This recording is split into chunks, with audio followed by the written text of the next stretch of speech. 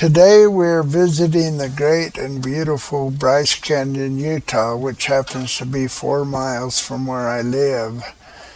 And we're going to do a little walk in the park. My name's Marvin Cooke, and I'm a world renowned poet. Well, I soon will be anyway. The way that this poem came about, it's called The Bride, is one day I had a dream. I've got a niece. She's 35 years old and she's had cancer 4 times in her life. And she's beat that cancer every time. And she's got a dad who, kind of a tightwad, I guess the best way to say it, he wouldn't pay for her anything. If she was getting married, then he wouldn't pay for that. And I had this dream that I was preparing for this wedding, and like she was up there in her gown and she was ready to get married, and the pastor was there and everything was so beautiful. And then I turned to her dad and asked, well, where's the groom? Well, you'll have to wait to the end of this poem to hear what his reply was. I'll talk a little bit about that after, but I wanted you to know that a lot of my poems come from just a dream, and I literally woke up and I couldn't write this poem quick enough. Like, I just started writing and everything fell in place, and I've done very little editing to the poem since I made it. And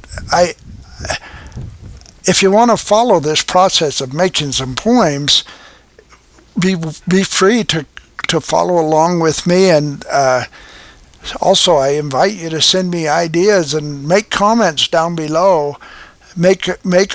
I make this offer that if you'll comment below, I'll make up a poem on a subject. If you say I want to commission a poem or whatever, I think it'd be really, really fun for us to be engaged together in making up poems, because that's what I'm really, really good at doing.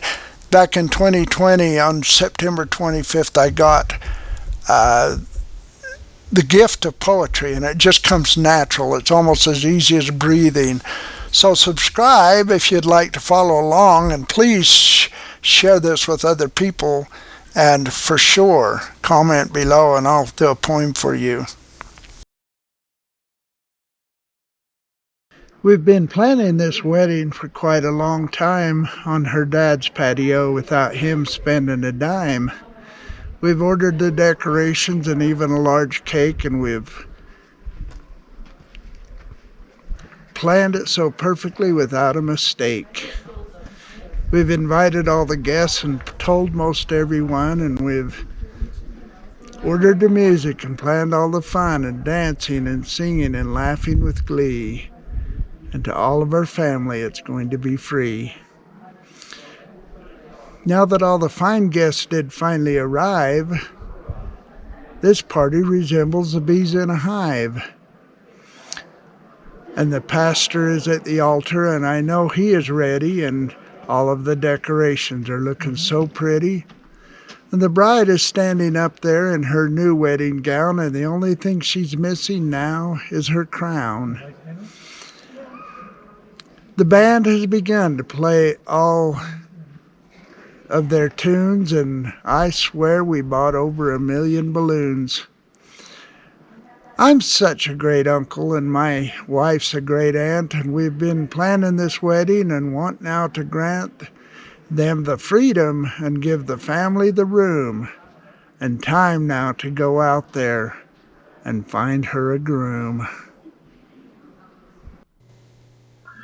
What happened is her dad, I turned to him and I said, hey, so where's the groom? And he looked at me and smiled, and he says, we got to go out and find one now. So that's why the poem ended the way that it did. I want to talk for a few minutes about Repair, Neglect, and Abuse Foundation. That's a nonprofit that I started along with another fellow back in 2016, and we're doing all of these poems, all of my recordings and everything that we make on YouTube. We're doing it for this foundation, to raise money for the foundation. So be willing to help us out if you feel like you'd like to. This next recording that I'm doing was done by the guy. It was done for the guy who is teaching me how to put up YouTube videos. And I didn't realize when I first put up my first two videos, they were only 3 minutes long. And he called me up and he said, "Hey, Marv," he says, "you're not going to make any money on those because you can't do ads. And so you have to make your videos at least 8 minutes long." So I'm combining two poems together. And this next one is one that he did. The name of his channel is Sawdust and Lug Nuts, and he and I are coordinating together. He's got quite a following, and we're going to coordinate together, which helps improve our audience. Sawdust and Lug Nuts, check them out too. The name of this poem is called The Treehouse. True love is like a treehouse high up in the tallest tree, and you can seldom fall up into it. This you soon will see. You have to build a strong ladder based on serving others. You have to build together with care that never smothers. Then the inexperienced child inside of us that we really are. Each one has to be equal and upon the exact same par. Each one has to build his rungs with care and extra service, and each one has to be the lead even though they feel like a novice. To create each rung with care so that the other climbs above, reaching the comfort of the treehouse we all are calling love. Once you have climbed the tall ladder and reached the upper deck, you have to build a rail around. You have to work like heck. You have to build so bold and strong in order not to drop and fall out of this love, which will make your love bubble pop. You have to build the strongest rail by reaching up above, by getting into prayer to God and holding to that love. You have to believe and trust in a power above you in order to find true love that will take you to the blue. For that light and love that comes to you from the burning sun is the glue that will create love and make two into one. This is a poem that I made up.